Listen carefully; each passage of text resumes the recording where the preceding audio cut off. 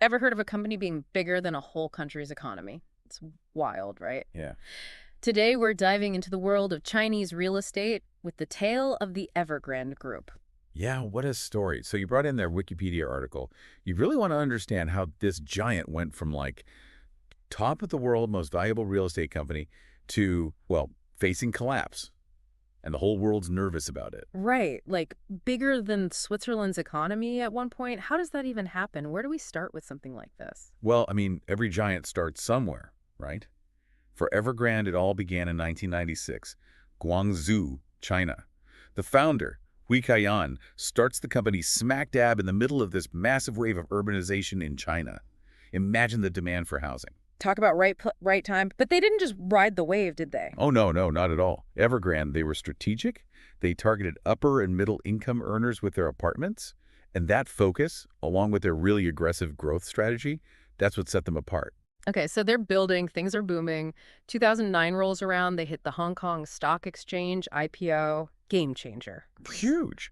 They raised over 700 million US dollars with that IPO, and they immediately used it to, you guessed it, expand even more. Yeah. That move really cemented them as a major player. And then, not even a decade later, 2018, they hit the top. Most valuable real estate company in the world, incredible growth, and then 2021 hits. And it all kind of falls apart, this Chinese property sector crisis, as the article calls it. Yeah, and Evergrande is right in the thick of it. They're drowning in debt. We're talking hundreds of billions of dollars. Basically, they couldn't pay their bills, what they call a liquidity crisis, and it set off this chain reaction. Okay, so let's talk about this debt. They weren't just building apartments, though, were they? This article mentions electric vehicles, healthcare, even bottled water. You're right, they were all over the place. I mean, Evergrande diversified, and I mean really diversified, into a crazy amount of ventures. It seemed like a good idea at the time, but it definitely stretched them thin. Like trying to be everything to everyone. Did any of it work out? Some of it did, yeah. But a lot of it, like this $2 billion investment in Faraday Future, Yeah. an electric car company, didn't really pan out. They were even building the world's largest football stadium in Guangzhou. Ambitious, sure, but pricey. And that brings us back to all that debt. But was this just one company getting in over its head? Or was there something else going on? Right, that's the question, isn't it? Evergrande's collapse wasn't some isolated incident. It revealed these deeper issues within China's real estate market in general, and really called into question the government's role in all of it. Specifically this policy, the three red lines. 3 red lines. Sounds serious. So what are we talking about here? Think of them like financial guardrails, yeah. Yeah. The Chinese government set them up to kind of try to control this risky borrowing that was happening with all these real estate developers. It was getting a little out of hand. So basically the government was hitting the brakes, worried about, what, a crash or something? Exactly, yeah. Systemic instability, that's what they were worried about.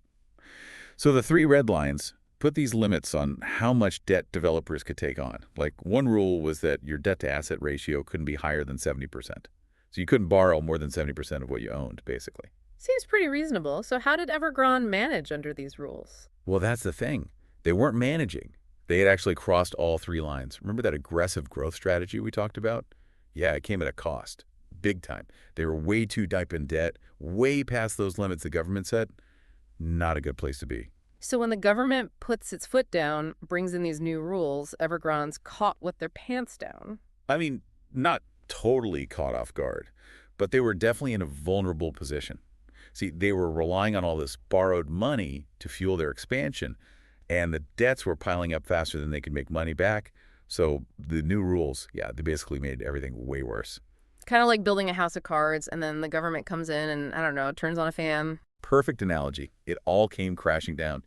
Their story, honestly, it's a cautionary tale about what happens when you grow too fast, take on too much risk, especially with all that money flying around. Yeah. But it's bigger than just one company making bad choices, right? Right. This exposed that something was wrong with China's whole real estate market, didn't it? Exactly.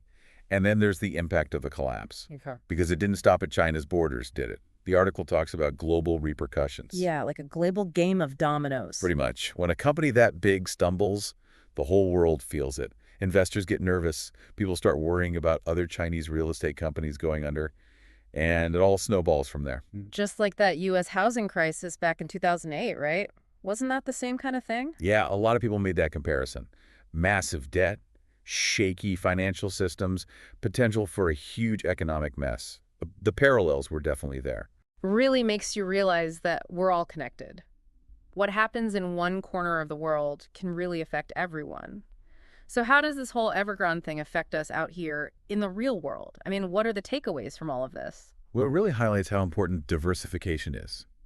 You know, don't put all your eggs in one basket. You've heard that one, right? And that's for like regular people, right? Not giant companies like Evergrande. It's for everyone. It's investing 101, no matter how much money you have. And honestly, Evergrande's story really drives home the importance of understanding risk, especially when it comes to debt. Debt can be dangerous if you don't know what you're doing. Like too much of a good thing and all that. Exactly. And speaking of things you got to be careful with, corporate governance, Mhm. auditing. You know PwC, big accounting firm. Yeah, one of the big four, right? Well, they were the ones who audited Evergrande's books, Yeah. and they ended up having to pay a $62 million fine because of it. Wow, so even the people checking the numbers messed up. Yeah, and that's an important point.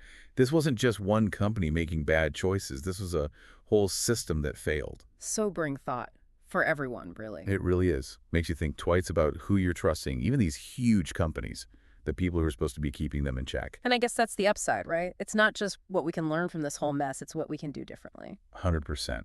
The Evergrande situation, it's a cautionary tale, no doubt. It reminds us that this global economy, it's complicated. There are risks everywhere, and unchecked growth, all that debt, it can catch up with you. Being financially smart, being aware of the risks, that's how we navigate this stuff. It's a lot to think about. So as we wrap up, what's the one thing you want our listeners to take away from Evergrande's story? Even giants can fall.